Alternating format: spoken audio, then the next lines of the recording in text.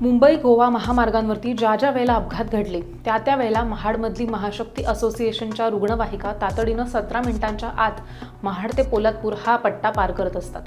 अपघातामध्ये जखमी असलेल्यांना दवाखान्यात नेण्यापर्यंत महाशक्ती असोसिएशन चालक मोलाची भूमिका बजावत असतात.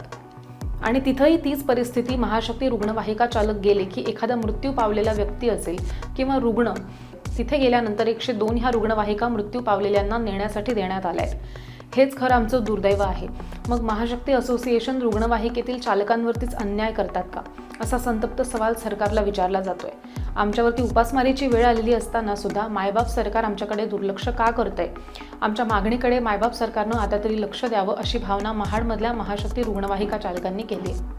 महाशक्ती ॲम्ब्युलन्स असोसिएशनच्या रुग्णवाहिका अगदी 17 मिनिटाच्या आत महाड ते पोलादपूर हा पट्टा पार केला जातो आणि तिथल्या जखमींना हॉस्पिटलपर्यंत नेण्यापर्यंत आमची जी मोलाची भूमिका असते त्यावेळेस आम्ही नेहमी बजावलेली आहे. पण तिथं पण तीच परिस्थिती आहे. आम्ही गेल्यानंतर काय डेड बॉडी असली काय पेशंट असले का मग 102 द्या, 108 द्या. आणि मग आम्ही काय घोडे मारलेत? आम्ही 17-34 किलोमीटर आमचा प्रवास झाला आहे, आमचा पेट्रोल गेलं आहे, सगळे गेलं आहे. पण तिथं गेल्यानंतर 102 रुग्णवाहिका ही बॉड्या नेण्याकरता देण्यात आलं. हे खरं दुर्दैव आहे. आज पोलादपूर तालुका अतिशय दुर्गम भाग आहे, खाडीफाडीतला रस्ता हा डोंगरातला भाग आहे सगळा.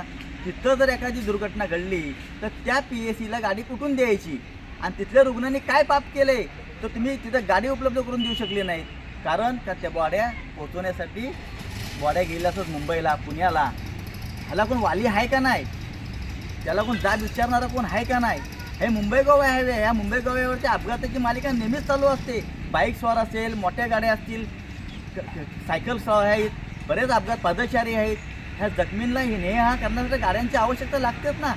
पण तालुक्यात दुर्गम भाग आहे, तिथं जर एखादा इन्सिडेंट घडला तर तिथल्या लोकांनी कुणाकडे बघायचं? तिथल्या लोकांना वाऱ्यावर टाकून तुम्ही त्या बॉड्या पोहोचवण्यासाठी त्या गाड्या देता. शासनाच्या गाड्यात 102 रुग्णवाहिका आहेत. ह्या रुग्णवाहिका ज्या आहेत ह्या डिलेव्हरी पेशंटसाठी दिलेल्या आहेत, बॉड्या वाहतुकीसाठी दिलेल्या नाहीत, त्या पेशंट वाहतुकीसाठी दिलेल्या नाहीत. जर मास कॅज्युअलिटी असेल तर 25च्या पुढं जर रुग्ण असतील, त्या बॉड्या असतील तर शासनाने त्यात तरतूद केलेली आहे. तुम्ही पुरी PSC खाली करू नका, पुरा तालुका खाली करू नका. त्यातल्या निवडक गाड्या काढा आणि त्या गाड्या तुम्ही त्या पेशंटसाठी द्या, बॉड्यांसाठी द्या असं GR नाही. त्या बॉड्या पोहोचवण्यासाठी तुम्ही प्रायव्हेट गाड्या आहेत ना, त्यांचा विचार करा ना. तुम्हाला तहसीलदारांचा फोन येतोय, राज्यकर्त्यांचे फोन येत आहेत, त्यांचे फोन येऊन आम्ही माहितीच्या अधिकाऱ्याखाली हा पत्र दिलं होतं.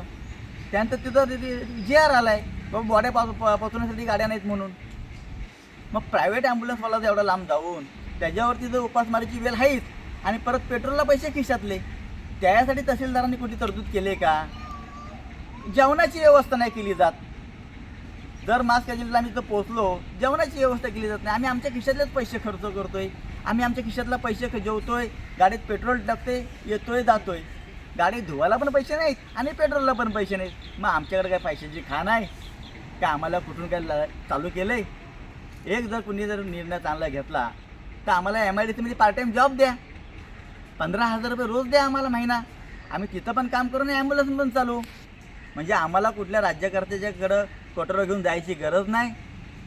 आमचा उदरनिर्वाह चालू राहील. त्याच्यावरती राज्यकर्त्यांनी काहीतरी मोठा निर्णय घ्यावा या प्रायव्हेट ॲम्ब्युलन्सवाल्यांसाठी, अशी आमची कळकळीची विनंती आहे.